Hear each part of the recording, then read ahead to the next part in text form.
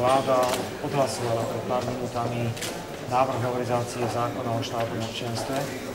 Rovnako sme schválili návrh na skrátené legislatívne konanie o tomto návrhu zákona.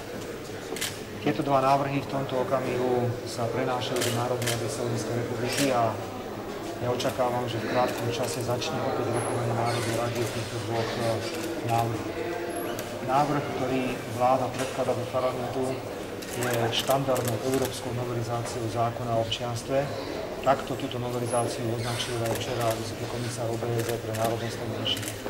Spočíva v tom, že ak občan Slovenskej republiky sám dobrovoľne urobí právny úkon, ktorý bude smerovať k získaniu cudzieho štátneho občianstva, stráca občianstvo Slovenskej republiky. Sú tam samozrejme výnimky v podobe získania štátneho občianstva narodením alebo manželstvom.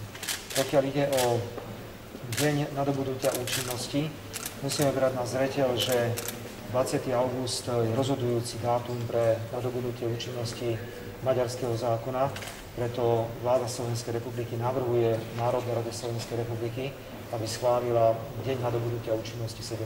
júna. Viete, ako dopadla naša žiadosť o zvolanie zmiešanej komisie, bolo nám oznámené, že sa tak udeje až po tom, čo bude vytvorená maďarská vláda. No ale pýtam sa, o čom má teraz rokovať zmiešaná komisia, keď tento zákon je už dnes maďarskou realitou. Ale myslím si, že stretnutia budú veľmi dôležité. Ja som pripravený a môžem použiť tú istú formuláciu. Stále sa stretnúť s maďarským partnerom, kdekoľvek, hovoriť s ním na akúkoľvek tému, pretože ja mám záujem na dobrý vzťah medzi Slovenskou republikou a Maďarskou republikou. Otázka je, že či takýto záujem má aj maďarská strana. Pozrite sa na prvú cestu maďarského premiéra. Jednoducho symbolicky, ako keby preskočil svoje vlastné územie a ide akože do susedného štátu, do Poľska. To sa nerobí.